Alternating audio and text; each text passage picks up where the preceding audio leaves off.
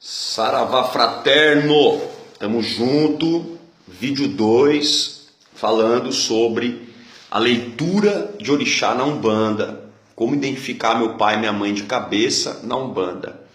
Então eu disse no vídeo anterior que dentro da religião de Umbanda, por sua pluralidade, existem vários métodos, várias maneiras que alguns utilizam para revelar, identificar, ler quais são o pai, a mãe de cabeça, os orixás de cabeça. Eu disse também da necessidade de, antes de qualquer coisa, estudar, pesquisar, saber quem são os orixás, quem são as divindades de Deus que nós chamamos de orixás, não é?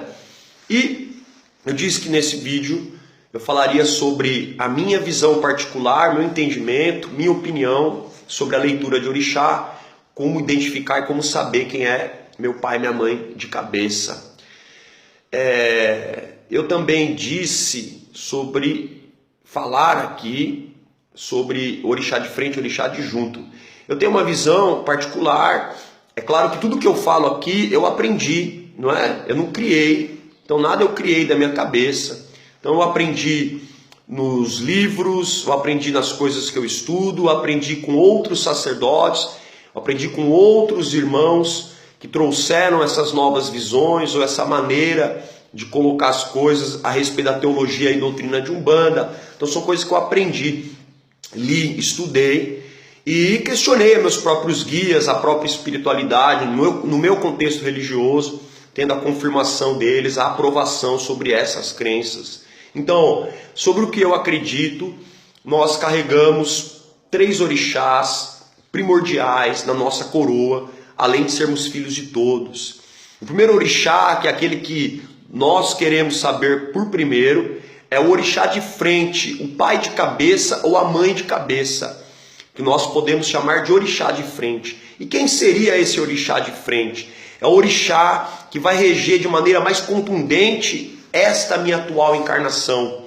Ele vai reger todo o meu aspecto de raciocínio, vai reger a minha razão. Ele está de frente, ele está regendo ou mostrando muito sobre meus gestos, meu físico, meus gostos, a minha personalidade. Então o orixá de frente é aquele que atua na minha razão, está de frente para mim, é ele que vai me ajudar na expansão, no caminhar, no aprender. O orixá juntó é o que faz o par energético com o orixá de frente. Eu acredito que o orixá de frente e o orixá juntó são um casal, um orixá masculino e um orixá feminino. Então, eu creio que se o orixá de frente for masculino, o juntó é feminino. Se o orixá de frente for feminino, o juntó é masculino.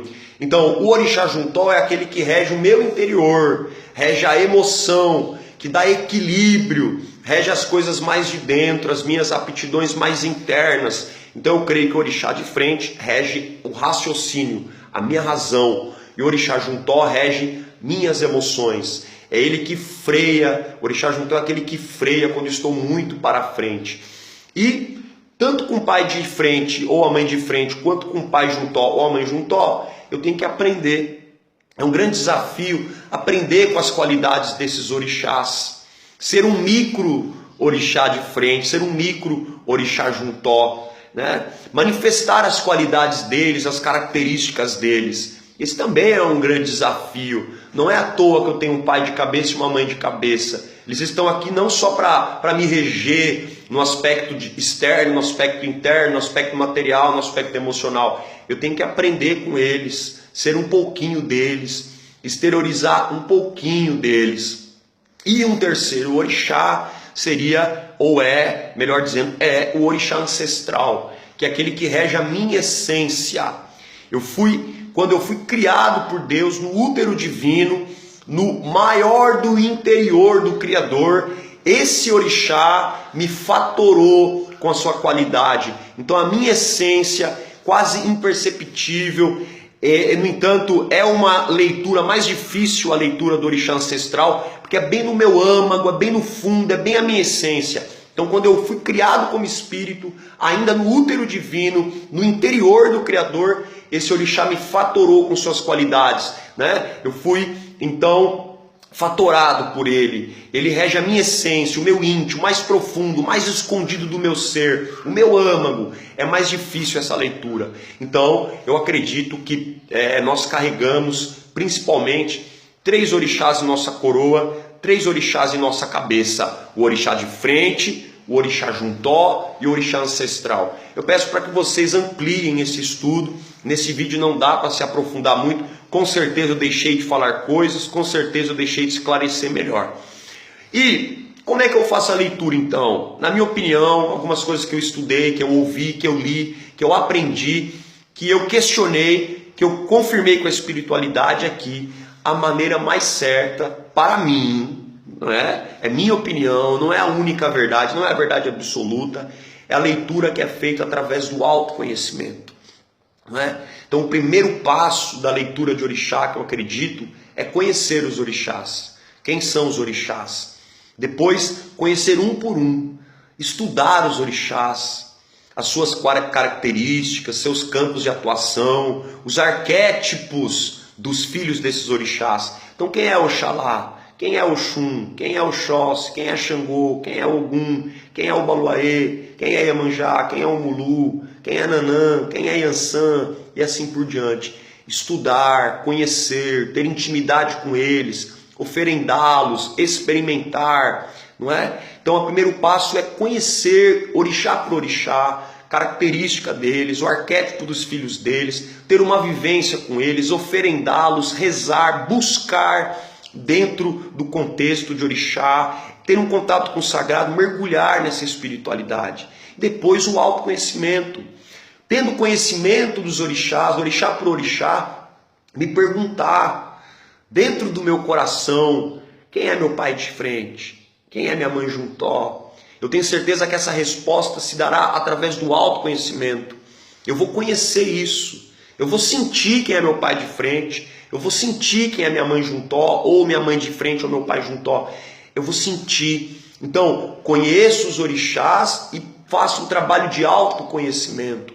Eu vou conhecer a mim mesmo, quais são minhas aptidões, quais são meus gostos, minhas características. E eu vou relacionando o meu autoconhecimento, o conhecer de mim mesmo, com o conhecimento que eu tenho de orixá por orixá. E com certeza a resposta vai aparecer dentro de mim. Eu vou conseguir responder. É uma autoleitura através do conhecimento dos orixás e do autoconhecimento.